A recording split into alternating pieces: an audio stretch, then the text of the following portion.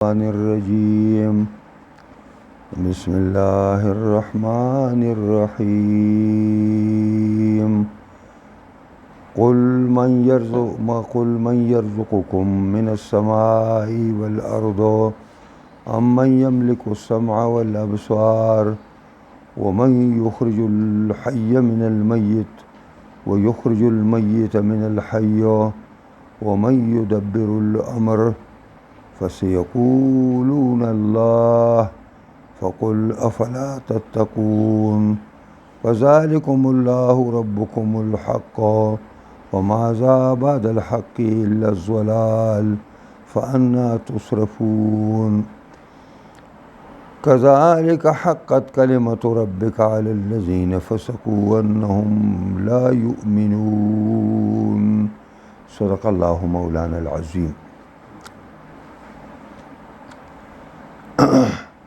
دا کم سیاق د سبقونو شروع دی او روان دی، نو دی کې الله رب العزت د خپل توحید اثبات کوي، د خپل یووالي اثبات کوي او په هغې باندې دلایل وایي. نو فرمایي الله پاک قل اوایا پیغمبره من یرزقکم من السماء والارض، څوک روزي درکوي تاسو ته د اسمانونو نه او د ځمکو نه. امن یملک السمع والابصار، او کنه څوک مالک دی د غوږونو او د سترګو. ومن یخرج الحی من المیت، او څوک دی هغه ذات چې رایستونکی دی ژوندي لره د مړي نه، او یخرج المیت من الحی، او رایستون کې د مړي لره ژوندي نه. ومن یدبر الامر، او څوک تدبیر کوي د کار د عالم. فسیقولون الله، نو زر دا چې وایي به را مشرکان الله. فقل افلا تتقون، پس ته ورته ووایه پیغمبره افلا تتقون، آیا تاسو ځان د شرک او د کفر نه نه ساتئ؟ تاسو د الله نه یریږئ؟ نو قل، دا د پیغمبر خدا صلی الله علیه وسلم د نبوت اثبات دی. قل اوایا پیغمبره ته زما نماینده، ته زما رسولی، او دا تپوس وکړئ د مشرکانو نه من یرزقکم من السماء والارض، تاسو ته روزي څوک درکوي د اسمانونو او د ځمکو نه، یعنی د اسمانونو نه په اعتبار د بارانونو راورېدلو سره، چې د اسمان نه الله تعالی بارانونه راووري، او د اسمان نه شعاع د شمس راځي، او په باران باندې او په شعاع شمسیو باندې په دې ځمکه کې شینکي زرغونیږي او د شینکو حفاظت کیږي. او نو د اسمان نه د رزق معنا دا ده چې اسباب د رزق د اسمان نه راځي، یعنی باران او شعاع شمسیه دا د اسمان نه راځي. والارض، او څوک روزي درکوي تاسو ته د ځمکې نه په شینکو او فصلونو راخېجولو سره، او بیا د هغې په هغې دانو او د هغې په هغه میوو باندې تاسو له څوک روزي درکوي چې د اسمان نه باران او شعاع شمسیه راشي او د ځمکې مواد هغې سره یوځای شي، نو د هغې نه ستاسو رزق تیار شي او ستاسو رزق د هغې نه برابر شي. دا څوک دی؟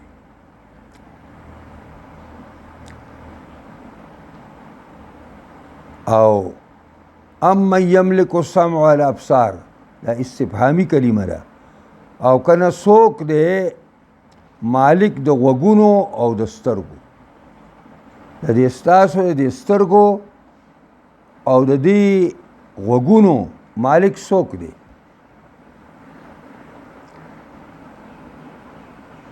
چې تاسو لرې د اورېدلو طاقت درکړی دی او تاسو له د لیدلو طاقت درکړی، دا څوک دی؟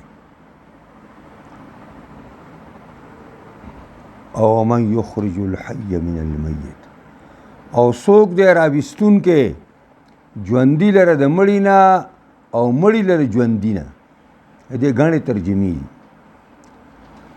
دا کم ذات دی چې د یو مړې انډې نه د ژوندي چرګې نه انډه پیدا کوي، او همدغه ذات دغه اوچه انډه دا بیا د دغې چرګې نه پیدا کوي. من یخرج الحی، څوک روباسي هغه ژوندي لره د مړي نه، یعنی معنا دا دی چرګوټې پیدا کوي د انډې نه. او ومن یخرج المیت من الحی، او څوک روباسي هغه مړي ده، یعنی معنا انډې لره من الحی دغه ژوندی چرګې نه. دا څوک کوي؟ دا کار د چا دی؟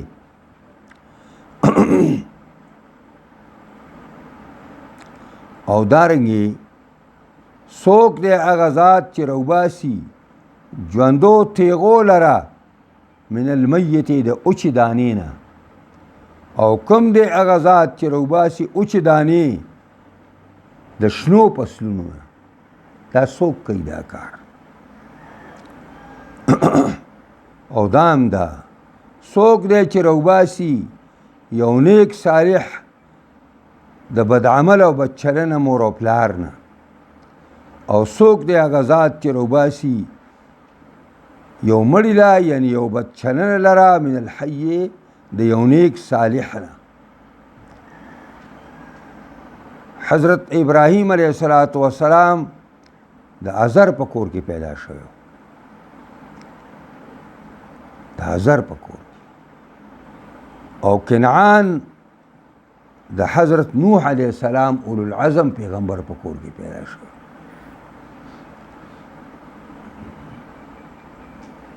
نو دا ژوندی روباسي الله تعالی د مړي نه، یعنی نیک او صالح الله پیدا کوي د بدعمل انسان نه، او روباسي بدعمل لره من الحی دغه نیک انسان کله چې پلاری نیکی او بچی بدعملی. او ومن یدبر الامر، څوک تدبیر کوي د مخلوق د کار، دا د کارونو انتظام څوک کوي؟ دا کارونه د ځمکې او د دې بندګانو څوک چلی؟ دا سوالی جملې وي چې د دې مشرکانو نه تپوس وکړه.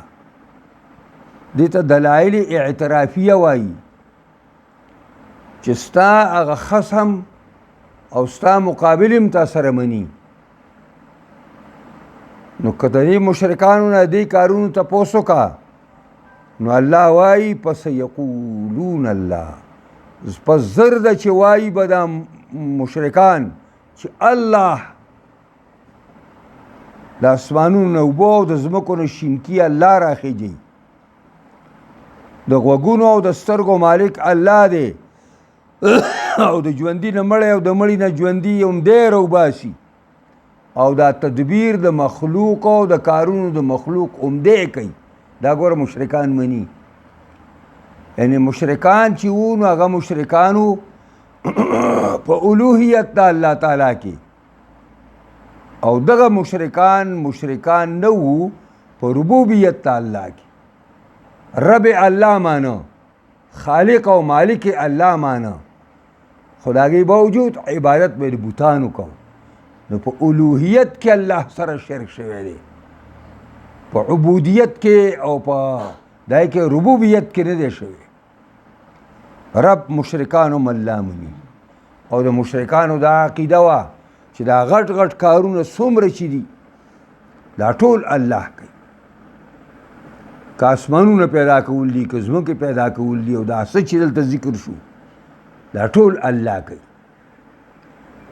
او دا واړه واړه کارونه دا الله ته ومنا ډله کوي، یا کم از کم دا دی چې زموږ سپارش الله ته کوي.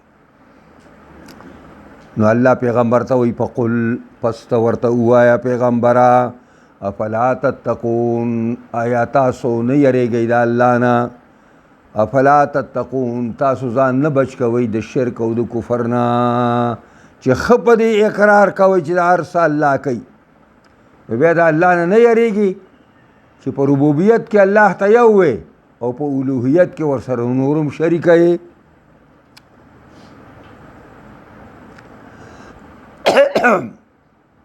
فذلکم الله ربکم الحق فذلکم پس تاسو ته وایم دا چې دی دا مخکې چې صفتونه ذکر شو تاسو ته وایم دا الله دی ربکم دا خالق ستاسو دی الحق په رښتیا باندې دا الله ستاسو رب دی په رښتیا په سچایۍ سره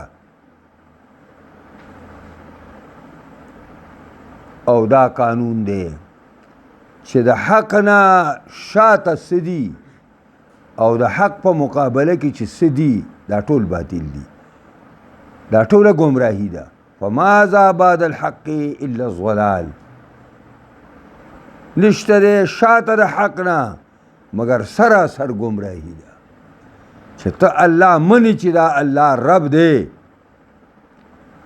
او دا الله خالق او مالک دی دا ته منې نو دغه حق نه رسته خو کې څه دي او د دې مقابله کې چې څه دي خو ګمراهي ده لات او منات او عزا او هبل ته خدایان ویل مړو ژوندو ته خدایان ویل فرشتو نیکانو ته خدایان ویل دا غلطه ده فانا تصرفون کم خواته واړولی شوی د دین د الله نه فکیف تصرفون عن الحق بعد معرفته څنګه واړولی شوی د حق نه پس د پېژندلو د حق نه او حق سره لا اله الا الله دا لا اله الا الله کلمه حق ده او د دې لا اله الا الله نه رسو چې څه دي که ته لات ته نارې وې او که منات ته نارې او که شروع په نوم د لات کې او که د منات کې او که په نوم د قوم باندې شروع کوي دا ټوله ګمراهي ده او سراسر ګمراهي ده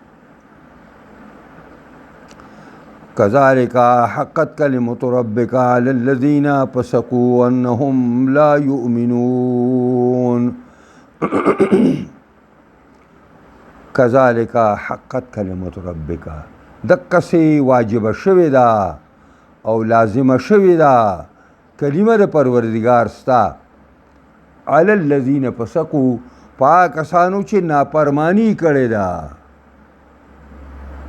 او هغه کلمه دا ده چې انهم لا یؤمنون دا فاسقان ایمان نه راوړي دا د الله شان دی چې کله کله یو انسان په دې ګناهونو کې ورننوځي توغل فی المعاصی په دې ګناهونو کې ورننوځي او داسې پکې ورډوب شي او داسې پکې منهمک شي او داسې په دغه ګناه باندې موثر شي او دومره پکې لرې لاړ شي چې سوال نه پیدا کېږي چې د دې نه بیا واپس شي دا د انسان انتهایی بدبختی چې په ګناهونو کې اخته شي او په ګناهونو کې همیشه شي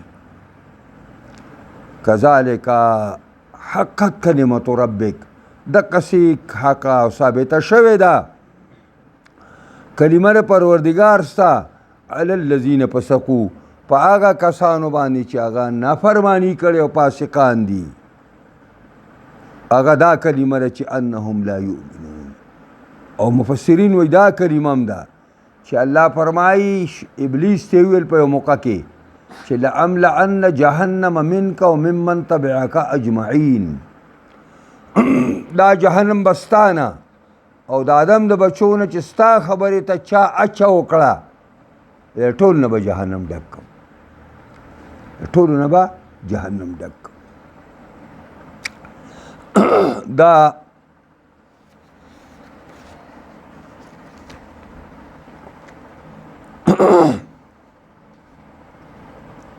په دې دای کې دا خبر راغلی ده چې الهکم و معبودکم الحق لا ما تعبدون من اصنام و امثال فاذا عرفتم الهکم الحق فانما بعده من آلهة هو الضلال وروي عن مالك في قوله فماذا بعد الحق الا الضلال قال اللعب بالشطرنج والنرد وهو الضلال. دا دوه لوبې پخوا به خلکو کولې، یو ته به شطرنج وایو بل ته به نرد وایو. او وسئل عن الغنا، تپوس وشو د غنا په باره کې چې دا سرودونه مرودونه څنګه دي، هل هو حق؟ قالوا لا. علماء ناجي قال فماذا بعد الحق الا الضلال. وفي صحيح مسلم من لعب بالنرد، نرد شعر دا یو مشهوره لوبه ده، فكأنما غمس يده في لحم خنزير ودمه.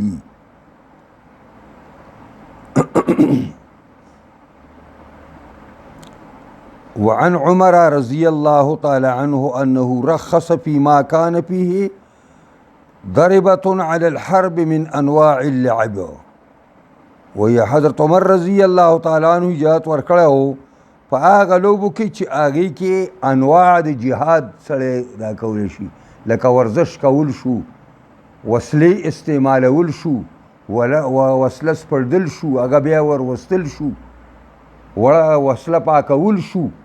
دا ټول چې په کوم شي کې به تدریب و د جهاد، په کومه لوبه کې به چې د تجرید جهاد دغه د تدریب او مشقو د جهاد چل به پکې زده کېده، د هغې اجازت په حضرت عمر ورکو. ځکه اذ الغرض صحیح وتعلیم فنون الحرب او حسق اسالیبها، ځکه مقصد نیک دی چې هغه د جنگ مختلف انواع زده کول او مهارت د دې په د جهاد په لارو کې حاصلول، دا مقصد. دې آیتونو کې یو څو خبرې زمونږ او ستاسو مخې له رالي. هغه خبره دا ده چې مشرکو العرب کانو یشرکون فی الالوهیه ویوحدون فی الربوبیه.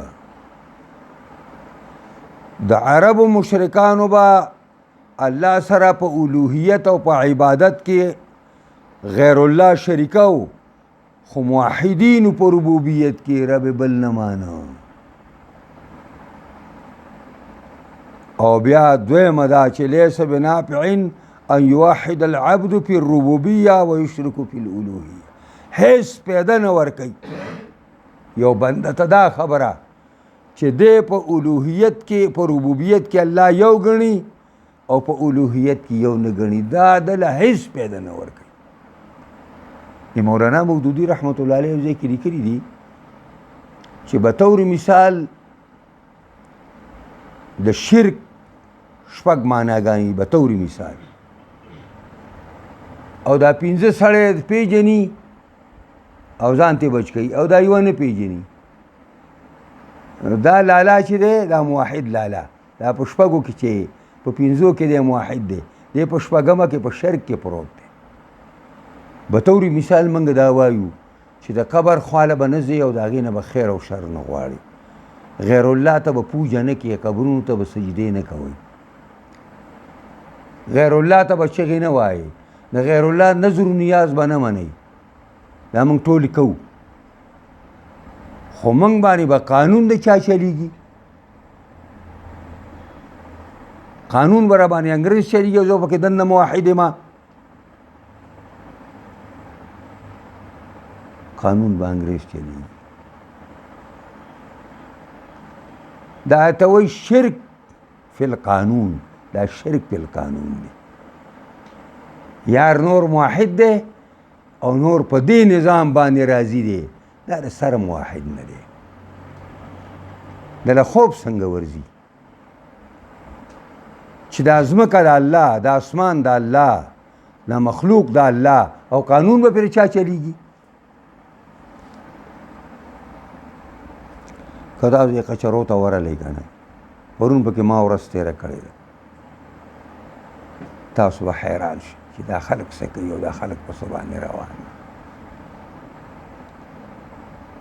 هغه ججه چې وه نو دغه وه دا ښځه وه نوره ښه پرده کې ناسته وه او زه چې ورغلم نو دغه ته یې وویلې خپلو دغه ته چې ده ته کرسۍ واچوئ.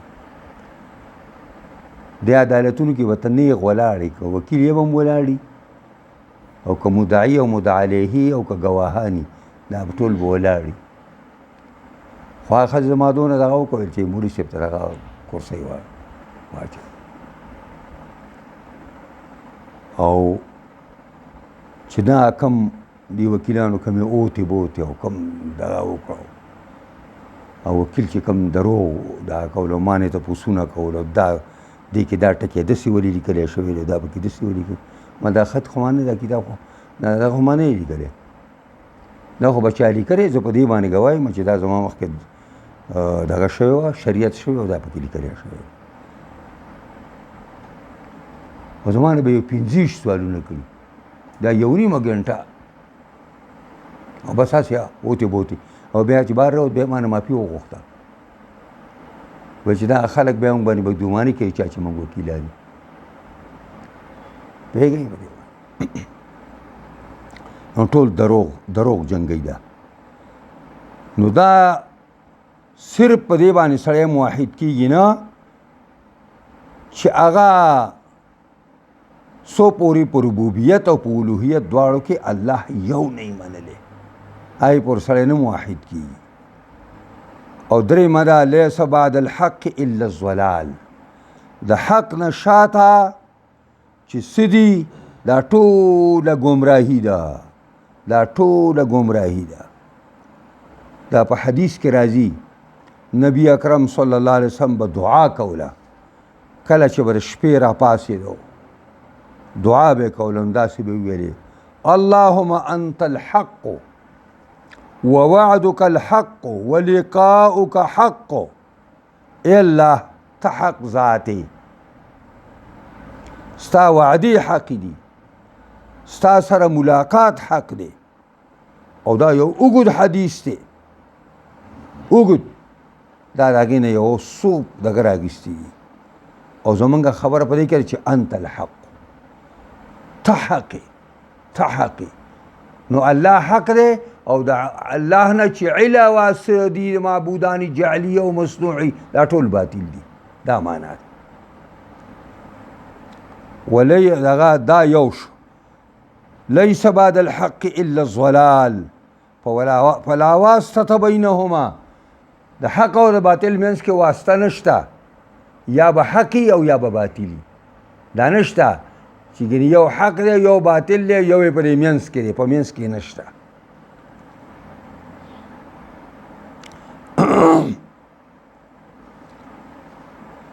فمن لم يكن على حق فهو على ضلال څوک چې په حق باندې نه وي هغه ګمراهي بس. او نمبر 4 التوغل في الشر والفساد يصبح طبعا لصاحبه کله کله په شر کې سړی ورننوځي او په فساد کې ورننوځي نو دا بیا د هغه طبیعت وګرځي. موږ سره بعضې بدبخت پر جماعت اسلامي کې چې بیا چېرته د دنیا په لالچ باندې جماعت نه لاړ شي نو چې لاړ شي نو چې هغه نور باطل پرستو سره ملګری شي نو بس هر وخت دا تندې ترې کړو څه خفه چې دا څه ګند ته راغلی یم دا څه ډیران ته راغلی یم او چې بیا رو مخته کېږي دغه ډیران سره مخته کېږي بس لاړ شي هغه وایي خر چې د افریقا کې لیکلي دي وایي خر چې دغه د مالګې کان ته لاړ شي او پکې مړ شي نو د هغه نه مالګه ساده شي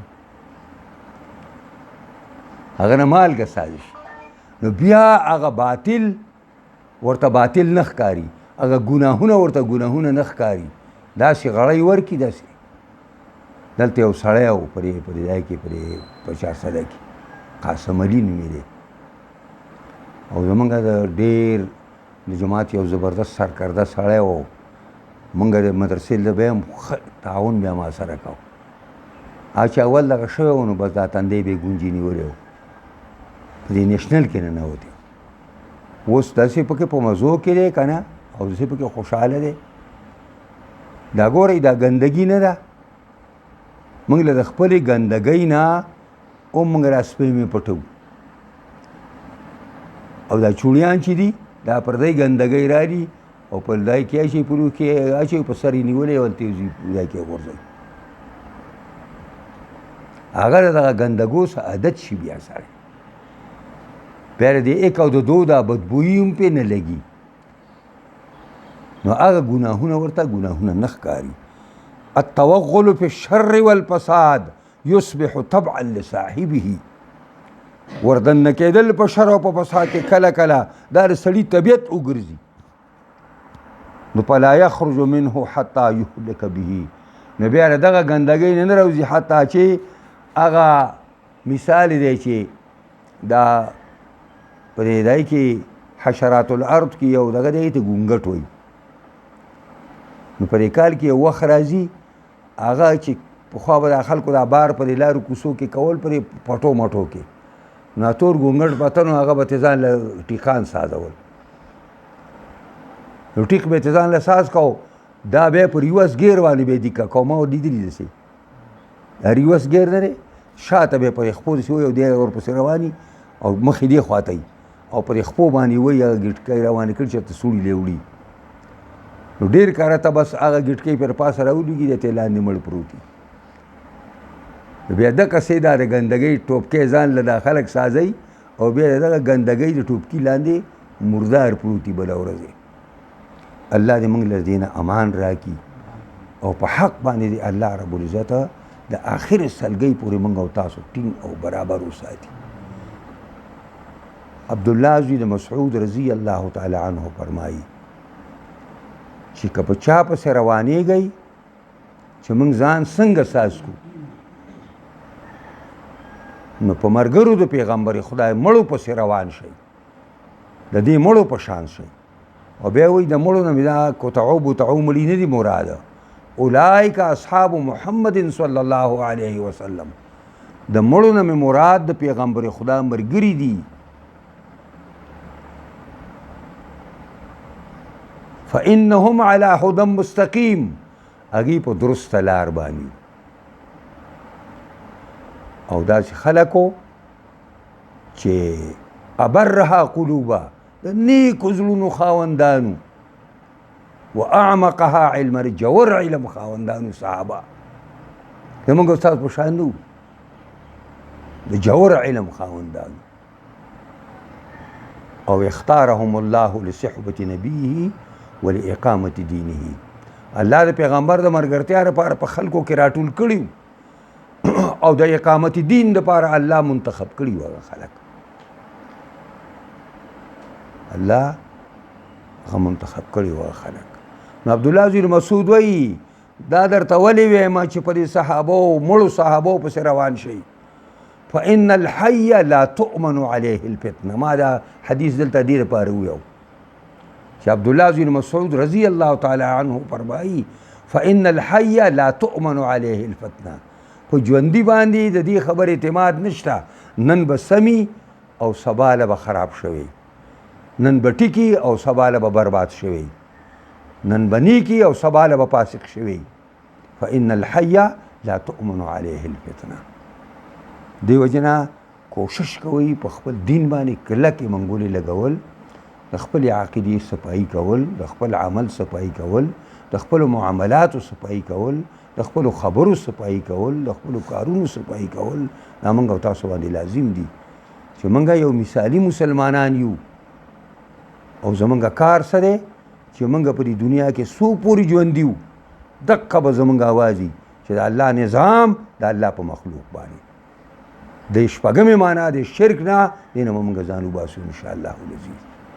ودي کې الله چې داسې یو وخت راشي چې دا مخلوق د دې شرک چې دا شرک فی القانون دی د دې نه الله موږ دا ټول پاکستانیان وباسي. الله دې زموږ او ستاسو ټول نه راضي شي.